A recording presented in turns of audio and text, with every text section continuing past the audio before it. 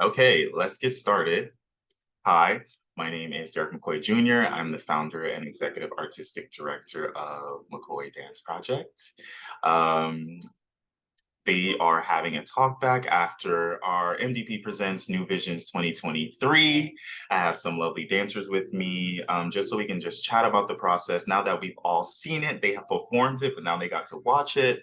And just talking about the process so that all of you who have watching this video can get a little scoop on MDP, but also the process and the kind of works that we're doing, and get a little more information about the artists that are in front of me. Can we go around and say our name, our pronouns, where we're from, and how long you've been dancing with MDP?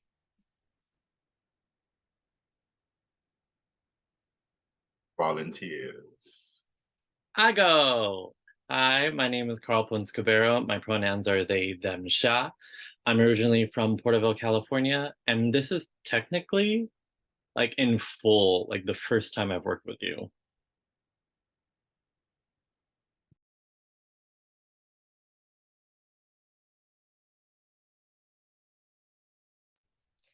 I'll go.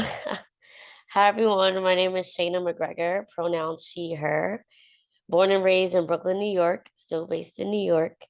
And I guess this is like my second full season with you. I feel like I've known you for a while, but in terms of dancing with you, second full season.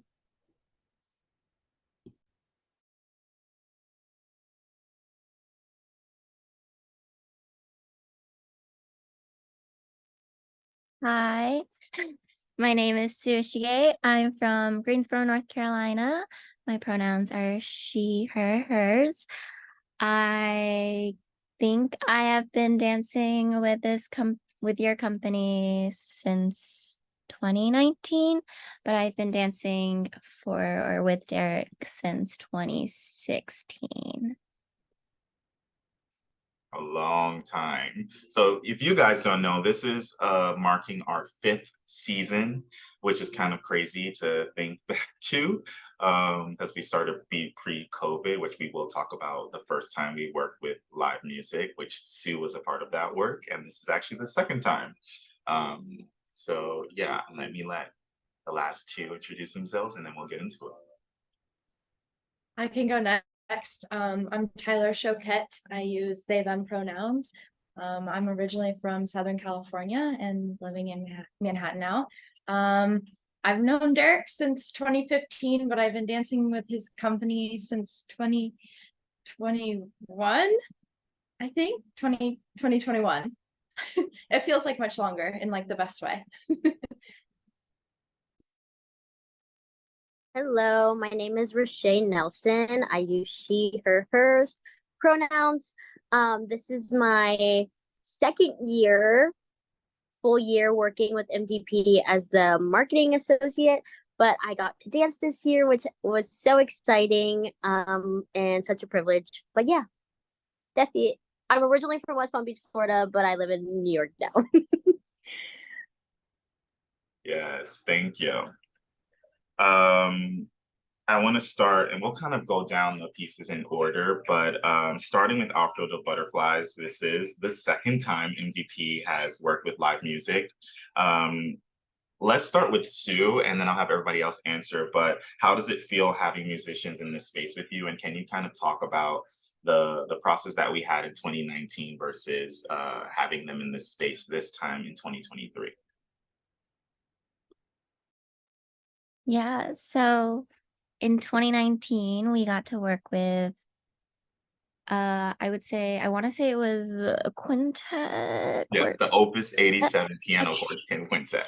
Yes. So in that sense, it was different because we did have more instruments. And it was more collaborative in terms of like, I think they had their score. And so Derick had to, I guess, create based off of their score.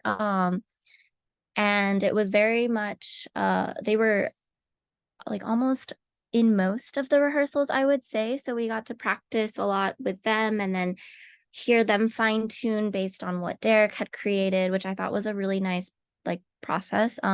Especially for me, like I don't get to, work with musicians so often. So it was nice to see them also I guess, respond to our movement and create off of that, without, like straying too far from their original script per se. And then this time I feel like, well, we had a singer, which was different. We haven't had that yet, so I thought that was really awesome, and like a great way to start off, I think, more explorations in terms of working with live music. So I'm excited to see how the company will bring in maybe more elements of that, and like creating, I guess, with more artists. And yeah.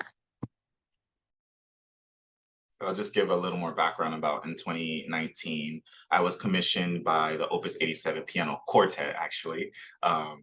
We said quintet, but it's quartet.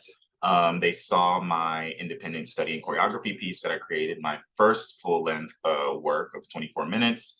And the artistic director was like, hey, I have an idea. And I want to have dance put to music. So they've never worked with dancers before. And it was the 50th anniversary of the Stonewall riots. And so that year in November 25th, 2019, we put on a concert with a full evening length of choreography to music of Aaron Copland and Lou Harrison. And so that's not normally the music that I gravitate towards. So it was a challenge for me to have to listen to this idea that they had, but also create a concept that felt true to me and true to my vision. And so we landed on Looking Out, a Stonewall Memorial, and it was built in 2 sections of 45 minutes. So it's an hour and a half of choreography. The first section was called Bloom, and then the second section was called Pride. So it was about discovering your identity, discovering who you are in the first section. And the second section was celebrating who you are and who you've become. It was really beautiful, and it was the birth of McKoy Dance Project. That's the first time we ever thrown the name out, because we were just in the studio and it was me and 5 dancers, and we we're like, oh, it sounds good to say McKoy. I dance for McKoy. And so I kind of like walked away with that. And we were playing with names. And I think when I actually posted a recap of pictures, I put McKoy Dance Project. And so that's kind of where the name came from. But yeah, it's definitely a good challenge to work with live musicians, because just like it's live art. So on stage, the way dance can kind of go in different directions on stage, things happen.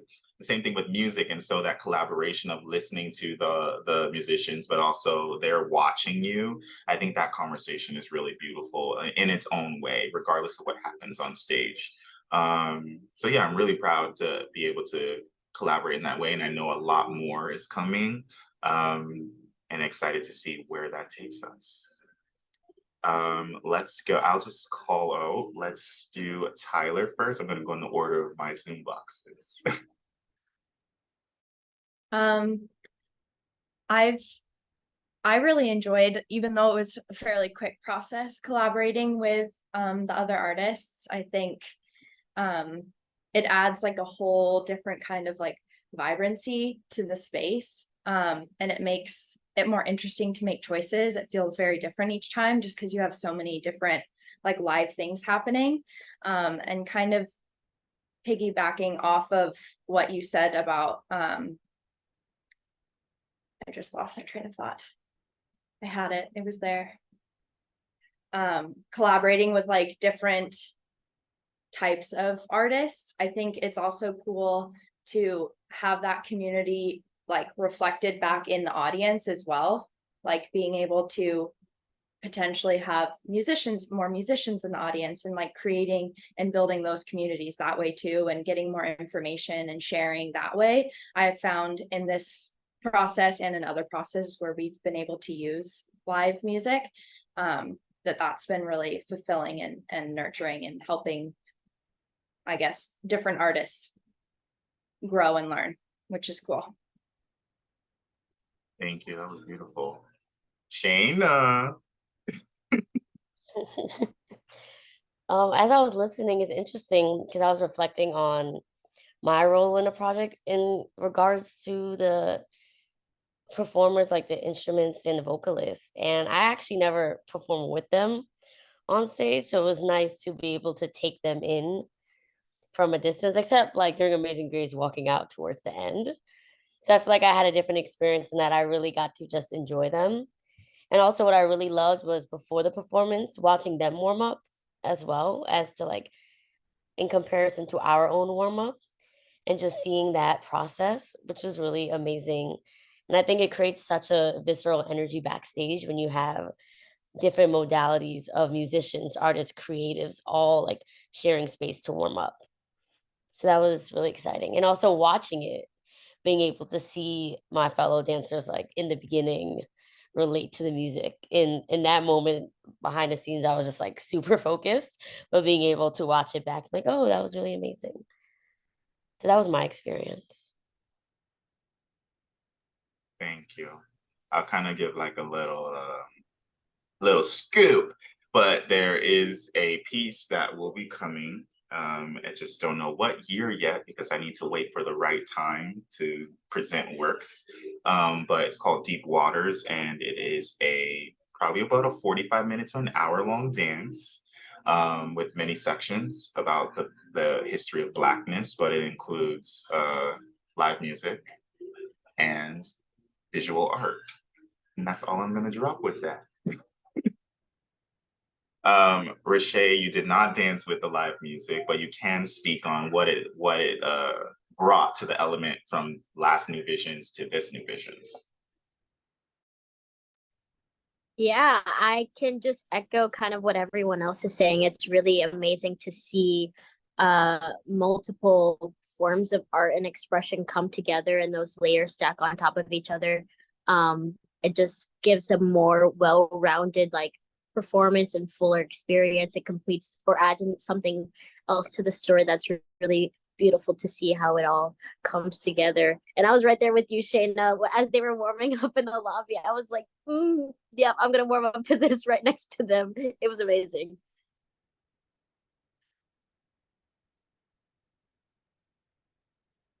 Thank you, Carl.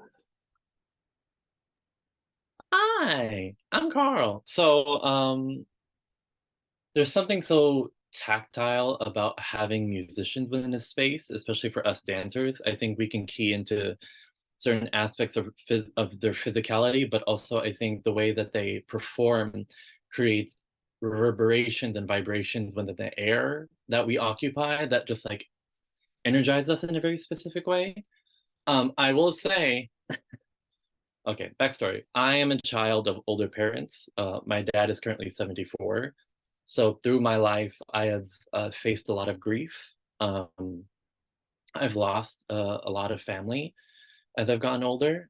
And I was always the person who would sing like Amazing Grace at the funeral. So being in that space and having it sung to me transported me to a space where I was like, not necessarily grieving, but it was like that calm, cool reminder of like the love that's still there for the people who have passed. And so in that like last moment of that piece, I was just filled with like a level of like joy that I think only happens after the grieving process has healed in some capacity. So, and again, the musicians were such a beautiful arrangement to the soundscape, and it really created like this nostalgic dreamlike dreamlike space that was yeah, it felt like being in a fantasy in like in the best way, and having to me it was almost like getting to remember the people who passed on again.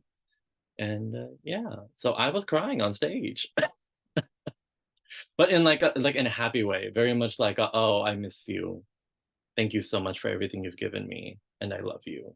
So yeah. Thank you for that vulnerability and sharing that, because I think I like all my works are personal to me, but I think this year I like really tried to invest in like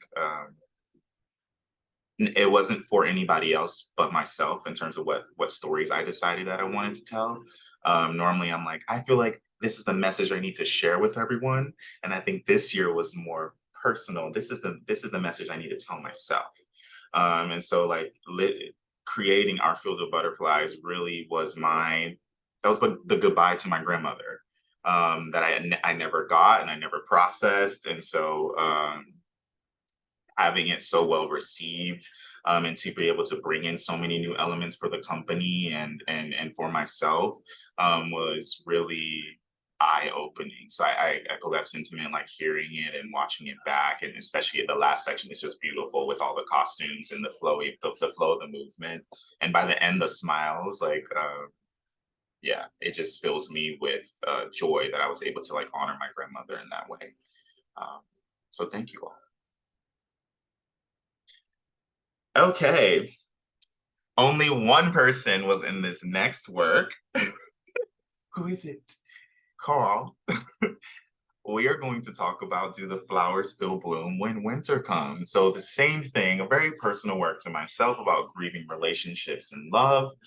We all know love gets a little bit complicated. And I kind of want to tag on a couple of other people in this circle to just say what you thought about watching it, because it's also something super new for McKoy Dance Project in terms of more dance theater. There was monologues, there were lines, there were voiceovers, there was set pieces. There were so many elements in this 30-minute duet that created a really beautiful storyline. I think this is probably the most storyline choreography piece that I've made to date. And yeah, Carl, I know Carl did not get to perform the piece because of his partner was injured, Mika Green, but they will soon, eventually, when the piece comes back. But yeah, Carl, let's just talk about the process of diving into dance theater in a contemporary company.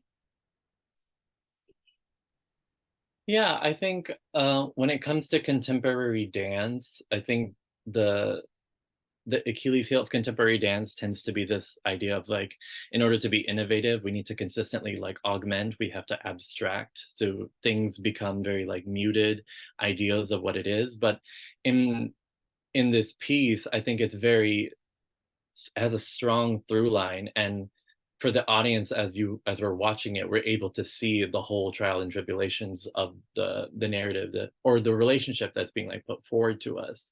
And I think in that way we're able to relate and empathize with the character that are being portrayed. And I think I just love the role of the wife, that's danced by Rachel Yu and Mika. It's just a strong like embodiment of like femininity and grace, and then it's being collided with these forced expectations of a relationship. As you see, like her in the second section, she's like having to clean, she's having to put on this air of domesticity for what, you know. And each section, as it progresses, you can kind of see not necessarily the deterioration of the relationship, but more as just like, we on a rocky boat, and this is what it is, and I guess this is where we have to get let off, because if we don't get off this boat, we're gonna crash. So I think it was a great, I love dance theater, so it was a great place for me to be in the rehearsal space. Wow, I'm tired. Well, yeah, sorry. And I'm nervous. Oh my goodness. So it's okay, you're doing great. I think for me, it was, everybody knows me, and I usually create works a year in advance. And so I had this idea probably 2-3 years before we even started working on it. And I actually started really choreographing the year before with Mika and another dancer, Alex Hakia. And we created the first section, I Will Follow You. And everything that followed after, I had no idea was going to develop the way it did. I knew the songs, but the way the piece came out, that was pure in the moment. That was authenticity. That was me feeling inspired and being guided by my spirits. I think that even the weeks leading up to the performance, like right before we performed, there was still information that was coming out of me. And I was trying to manage that in terms of like, hey, we have a deadline, we need to get this done. And not letting like, oh, I want to change the script. Oh, I want to do this. Or maybe I should take myself out. Maybe there was so many things, so many questions going through my head because of course it's a vulnerable space. And so I think a part of me wanted to shy away from that. But then I had to think realistically about what is going to serve the piece the most. And so I spent a lot of time, a lot of hours to like 3 o'clock in the morning, like going over the script, going over the songs, watching videos, reviewing the steps to say, oh, is this actually necessary? And I think that ultimately what came out was a real portrayal of a relationship. Like you said, like that was it. That was real. Everybody can relate to that. And the duet is actually not built. I know it was male-female couple or male-female presenting, but it's actually built to be swapped out with any sort of gender expression or any body, any queer body, anybody can jump into either role. Because there's femininity and there's masculinity in all of us. And so the roles and the expectations of the relationship are really what I was trying to portray. Because like that's why I gave the general, like the first section is like the honeymoon phase, and the second section is monotony in relationship. It's not necessarily about housewives. On the surface is about housewives, but it's really about when you get into this routine. So you see the wife character in the film go from the kitchen to go to the bathroom to clean, and she goes back to the table, and she goes back to the kitchen, and she's going around in the house in a circle and a circle and a circle until she ultimately gets frustrated and decides to like exit. Yeah, each section represents something very thematic in relationships, very driven in patterns. And I think a lot of my works now, I'm trying to look at the patterns that we have as humans and then put that into movement.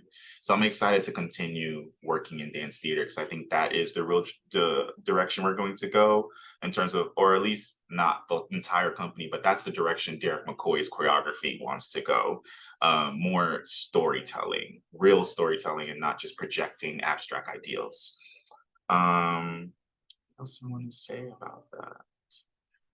It was also interesting having to dance in my own work because for the life of me, I've been saying I will not perform in any of my works. And it's not because of the choreography being difficult, because we all of us here know that it is. Reché perform Hush. Everybody here knows the choreography is difficult, but I think that it was a challenge to put myself in the work, but also look at it on the macro level, to like put myself in the work and then be like, okay, so what do I look like? Am I adding or am I taking away from this moment? And so, yeah, I think that my follow-up question for you, Carl, is what are you taking away from the experience of having to walk through this relationship I built? And then how does it, I don't know if you've ever been in a dance theater work on this kind of like scale, because it's a 30-minute duet. Like who in their right mind does a 30-minute duet? Derick did it. So I'm insane a little bit, but how did it feel to like go through this process, but also have to shifted between these characters? Tell me, like, what was your process as we were starting to rehearse and develop it? What was your process in terms of thinking like who you were and as you were developing your own personal story? I think when you were creating the piece, or even like the outline that you had when you would share it with us, it was very, for me, it made 100% sense and clear. So I felt that I had a story arc. So like again, honeymoon phase into this like level of indifference of like, well, we're in love with each other. Like, why are you acting all funny? Into this like space of like competitiveness, and like now we're butting heads in a way that like we weren't before, and this overt like sexuality that like comes from just passion now and not necessarily feeling, and then into the end of it, which is just like acceptance, like grieving the relationship, and like this is, I guess this is where we have to end. So yeah, I think with strong narrative through line, it's not very difficult for dancers or actors or creatives to really like key into like what's going on. Um, it also might be because I'm dramatic. So I think it was really easy because it all made sense. And I think that's a key thing that people or like choreographers sometimes shy away from is like, does the dance make sense? Is what you're saying making sense? And is the audience picking that up? Because if it's not, then maybe something needs to workshop there. But like for me, it like, oh, 100% made sense. And I could easily key into like this domineering or like dominant force over Mika and then having to reel that back and being like accepting and just floating away, you know? So yeah. Thank you. Would anybody like to speak as an audience member? What were their reactions? You can take like one or two people.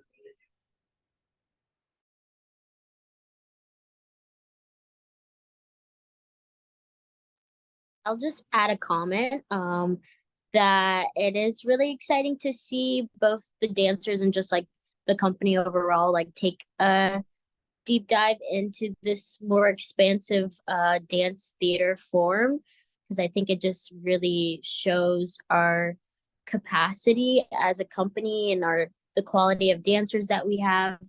And I think that we can continue to like go in this like, you know, dance theater expressive, like many layers, like music, props, script, like all these other things that we're adding. I think it's really amazing to see those things come together and come together well. And I just think that we can go so far with that. So yeah.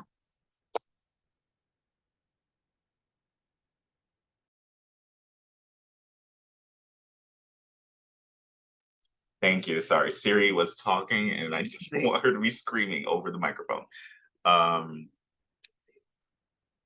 let's move on into Solitude by Ashley Kaylin Green. Can you all just speak on Ashley as a choreographer and then speak on her voice that she brought into the studio?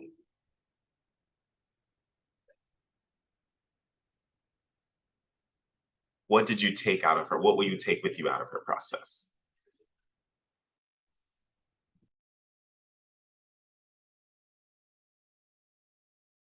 Okay, let's do Tyler and then Shayna.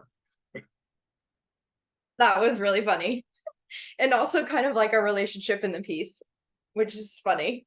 I think the biggest thing for me that I felt going into the rehearsal and even more leaving the rehearsals and then being on stage with everyone is just like the trust that she had in us. Like it never felt like it just felt like each time there was more and more trust. And it didn't even it didn't need to be said that she trusted us. It was like her energy in the room and the way she spoke to us. And I feel like we all really cultivated that as a group on stage as well. And it felt really good to be on stage with everyone else with that feeling of trust. It helps me trust myself and just feeling like we're all really there together, that no matter what, we've got each other. And that was really cool to feel on stage. I think that was the biggest thing that I took away from her process. Yeah.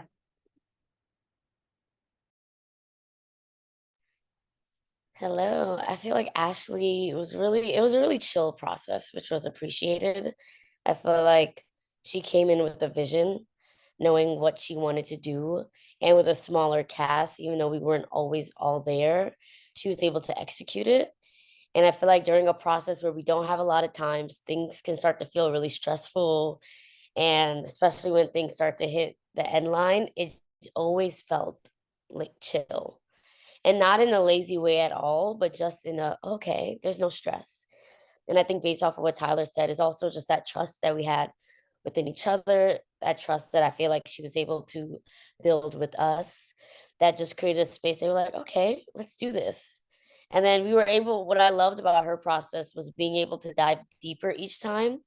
And I even tech when we did it like 3 times. I felt like that third time we were all like, whoa, we hit something different that moment. And then watching it on stage, I'm like, oh, we were in our legs. Like they were just, you can see the growth, you can see the process. Even the notes, she like sent us notes via a shared note app. I was like, here you go. It just sometimes a choreographer's presence makes such a difference in the front of the room, and their anxiousness tends to become our anxiousness. And I feel like even if she felt that way, it never was pushed onto us. And I always now appreciate as a dancer the energy that a choreographer brings into the space. And I feel like it is such a leadership role, and it's very important to lead with presence and confidence and just a calmness. And that was definitely appreciated in her process.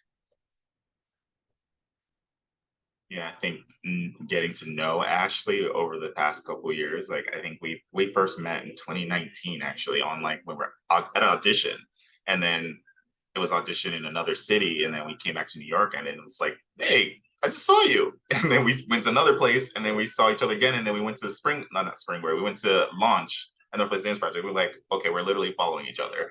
But Ashley is just a beautiful soul, and it just comes out in her body and in her talent. She's a beautiful dancer, and she's definitely a beautiful choreographer. So you're right, it is a leadership role, and it is not just you can't just be a leader. It is you. You have to, it's your personality, it is learning these skills, it is knowing how to cultivate the room, cultivate the environment so that everybody can thrive at their best.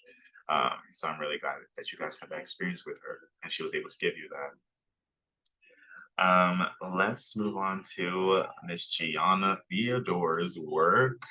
For the people who are in her cast, have you had a house class before? And how was it mixing your contemporary training with house dance?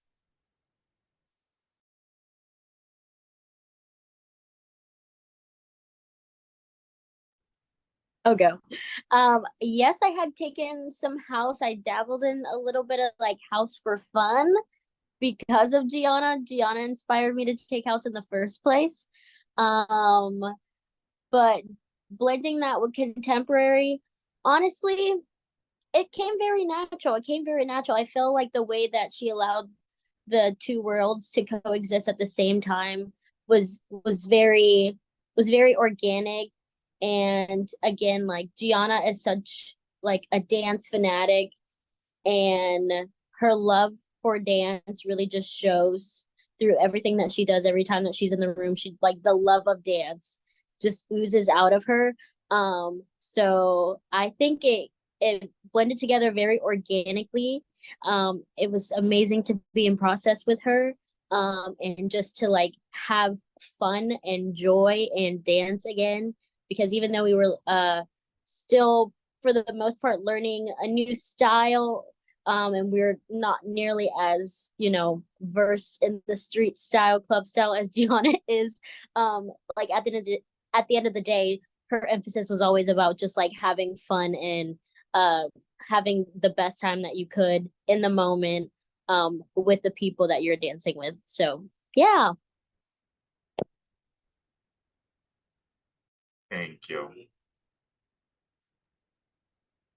Right. Okay. Yeah. So my first house class was with Gianna when she had that little workshop for MDP. And then my second was in rehearsal with her. So it was very fresh and new, but I really enjoyed it. It was really fun. I'm so thankful I got to be a part of the process and, see a little bit or taste a little bit of house. I agree with Reché with everything you said. Gianna's passion really was so inspiring, and she's just such a great energy in the space. And I think she did a really great job of just mixing the two together. Everything felt so fluid and organic. And I mean, I was still trying to, really figure out house, but it was nice to also have a little bit of some, contemporary movement that I felt familiar with, so that it wasn't like all foreign movement. So personally for me, I did enjoy the blend. And I will be taking house after this. Yes. Thank you. Well, that is all the questions I have. Does anybody have any last words they would like to say about what will take away from this new visions? I know some of you danced last year and the works were totally different and the works next year are going to be all different. So I think it's exciting to allow the company to do different things.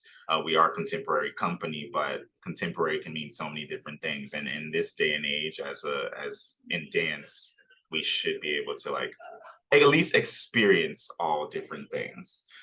We don't have to be super well versed in all of them, but to be able to experience in them is a part of the art form that we're learning and we're sharing stories. And so the more information we have, the more we can tell better stories, tell more accurate stories, tell stories in integrity. I definitely saw the essence of all of our values. I saw community in Ashley's piece. I saw fun in Gianna's piece, authenticity and integrity in my works in terms of like being able to be vulnerable and be open to sharing. So I'm very proud of the work that we did together and I love all of you dearly.